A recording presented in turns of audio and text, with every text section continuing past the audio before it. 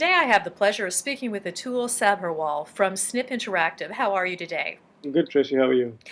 Um, Atul, I was going to start by talking about your most recent news release, but last night I was speaking to one of your shareholders and he was talking about your 16 consecutive quarters of increasing revenue, and he was talking to me about how, you have experience in Silicon Valley and how you took your own money and invested in starting Snip Interactive and that you have a lot of skin in the game. Could you start by telling us, how you started Snip Interactive, please? Back in 2012, Ritesh and I, my co-founder and me, we had an idea about how to make advertising more measurable.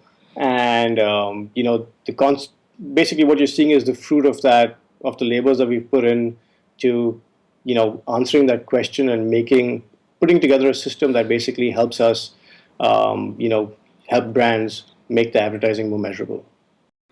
Okay, well, that sounds extremely interesting to me, especially it's my understanding the U.S. brand marketing sector alone is an $80 billion market.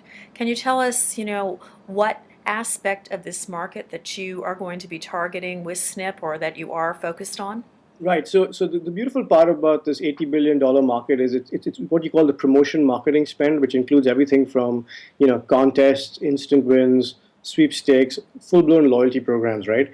And there are multiple vendors, so it's a highly fragmented market, right? And we are in the process of surely but steadily disrupting this $80 billion market. And it's not one segment of the market; it's basically the entire market, because brands have to run promotions across the year. So, a promotion is something that's run in a promotion window. And what is a promotion window? We just finished, Thanksgiving, Black Friday, Christmas, New Year's. Now as Valentine's Day is coming up, then comes the Super Bowl, then comes, back to school, Mother's Day, Father's Day. There are 80 promotion windows in a year that brands have to run promotions on, right? And they run different sorts of promotions that make up this $80 billion market.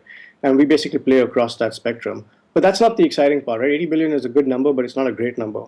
A better number is the amount of money that people spend on advertising, which is over $500 billion annually. And by us disrupting the $80 billion market, we're actually allowing ourselves to disrupt the $500 billion advertising spend market because our data makes advertising more measurable. I understand that in addition to making your quantifying basically the advertising, which previously most oil companies just simply could not do, that you've also got a model where you don't disturb the middleman, in that you're focused on the end user. Can you explain that just a little bit more to me? Sure. So there's a chain of command in this industry, like I was talking about before, right? So a brand sells to a retailer sells to you and me. Now, if a brand, pisses off, for the lack of a better word, their retailer, what's going to happen? The retailer is not going to stock their product in store. They're going to give them less shelf space. They're not going to give them online presence on their websites. It doesn't matter whether it's a traditional brick and mortar retailer or a online retailer or both, as in the case of most retailers today who sell online and offline, right? It doesn't matter whether it's Amazon or Walmart stores, right? Or Walmart.com, right?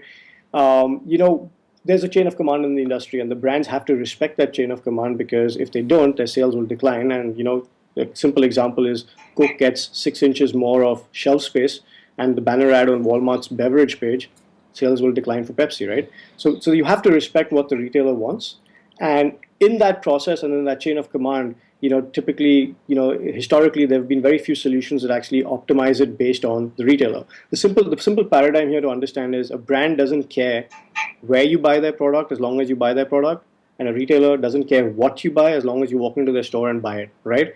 So what our platform does is basically optimizes that equation, which is we can customize programs for the brand, retailer, and consumer equation, so that we drive people back into the same store that they bought at before. So the retailer does not have an issue with the brand running promotions to capture data about you and me. Okay, so with no debt, money in the bank, what should we as shareholders expect this year, including a potential shareholder loyalty program? Yeah, so I mean, we continue to run the business. I mean, our whole goal, I'm the single largest shareholder of the company, and my co-founder is of the same size. So together, we still own a significant portion of our company. For us, the whole point is continue to drive value for shareholders, continue to disrupt the industry that we've started disrupting, continue to collect our data set and increase and enhance that data set so that we can launch new solutions for brand managers. towards the objective that we've set for ourselves. So, for this year, I mean, I think history is a great indicator of the past. And, we've had 4 years of continuous growth since we launched on the Toronto Stock Exchange, and now we are on the OTCQX market. Our whole goal is to get on the NASDAQ at some point when we get to a big enough size. And we continue to do what we've done. I don't think I have a goal other than continue to make money for the company and our shareholders. Well, I can certainly see why you have so many shareholders that love SNP. Thank you, Atul, for joining us today. Thanks for having me.